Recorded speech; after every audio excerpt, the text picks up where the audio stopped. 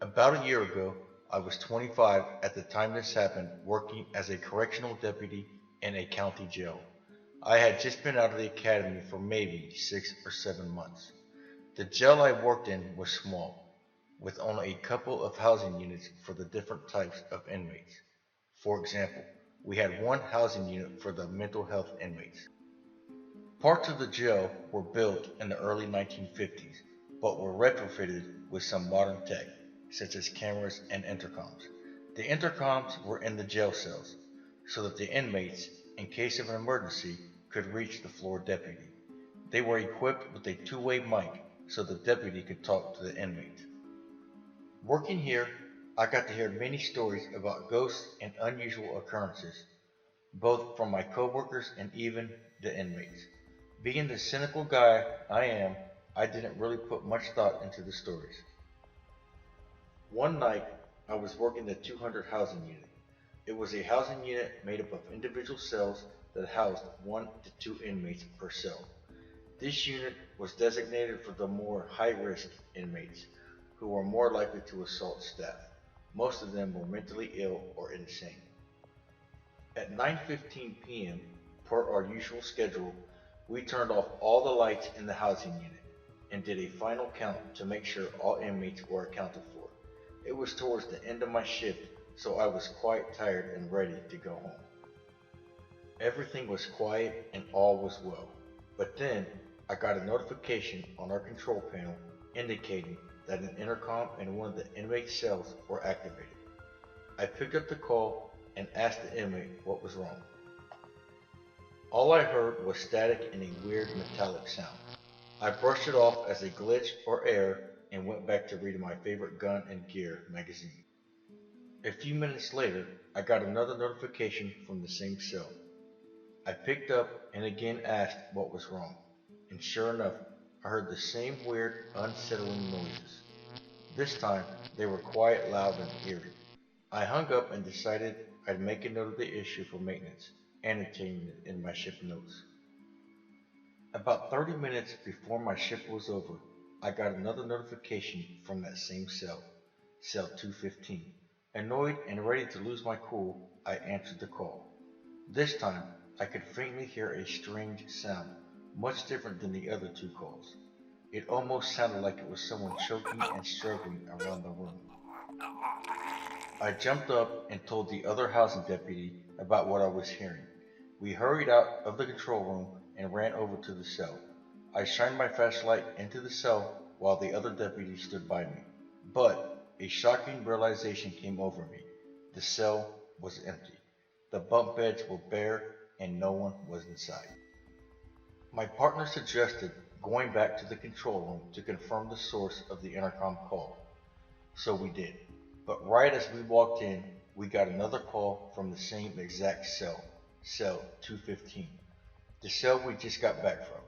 The housing sheet also confirmed that the cell was empty and no inmate was currently housed in 215.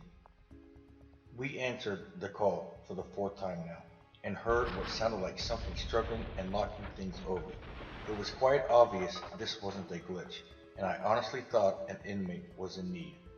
But it was coming from an empty cell that we had just checked.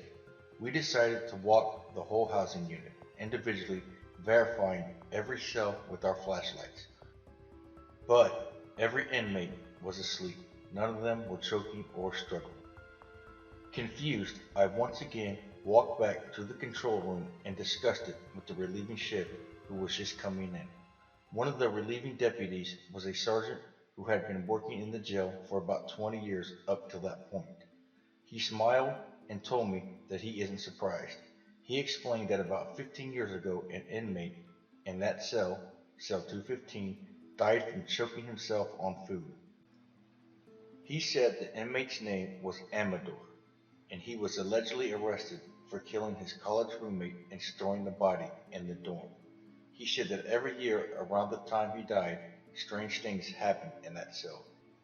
At the time, I didn't believe what he was telling me, but throughout the night and on my drive home, I replayed the events and it started to convert me into believing the stories. There was no logical explanation for what was happening. I looked up the information from what the sergeant told me on my shift the next day and confirmed the story. To my surprise, from what I read, a young man had died in that cell, cell 215, by asphyxiation, choking on food. I'll never forget that shift, and whenever I'd walk by cell 215 at night, I was expecting to see Amador sitting in his room.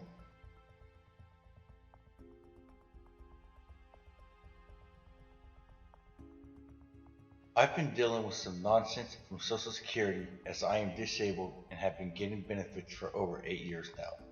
Earlier in 2019, they decided I was no longer disabled and wanted to stop my benefits, so I've been in the process of appealing that decision. As this has been stressing me out, I decided a few weeks ago to ask for help. One night in bed, I asked if any of my deceased loved ones had any pull with this situation from the other side and if they could give me a sign. I assigned certain objects to certain people, like my noni collected clowns, so if I saw clowns, then I would know it was her. I assigned dimes to my dad. When I was really little, maybe 5 years old, my dad complained about not having enough money to get something. So, I went to my piggy bank and all I had was a dime. I taped it to a piece of paper and wrote a note like, Dad, this is for you. It's all I have. I wish I had more, I'd give it to you. He thought it was the sweetest thing, and as an adult, he told me he kept it his whole life. So, 2 days after I asked for the sign, I left the house for the first time since asking to go to a doctor's appointment. When I came home, I stepped out of the car. There's a dime sitting on the gravel driveway. I take 2 more steps, another dime. 2 more steps, another dime. I step up to the porch.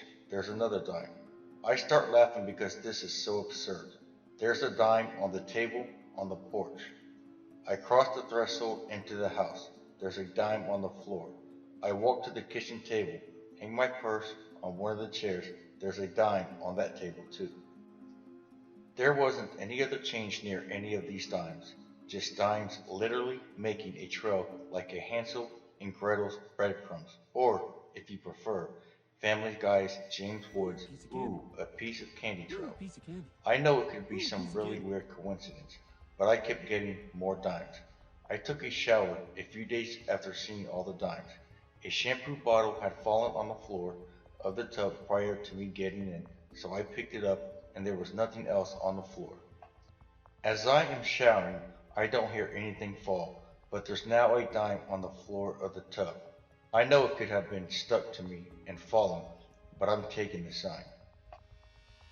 I get in the car a few days later and there's a dime on the driver's seat. I'm making toast one day and there's a dime next to the toaster.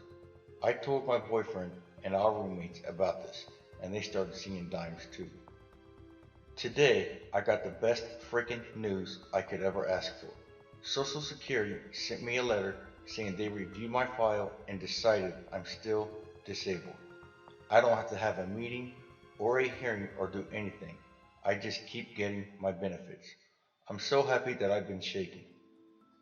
My dad had to fight with disability for years when I was a kid to get his benefits, so it's extra fitting that he was the one to provide help. Thanks, Dad. Love you. Miss you.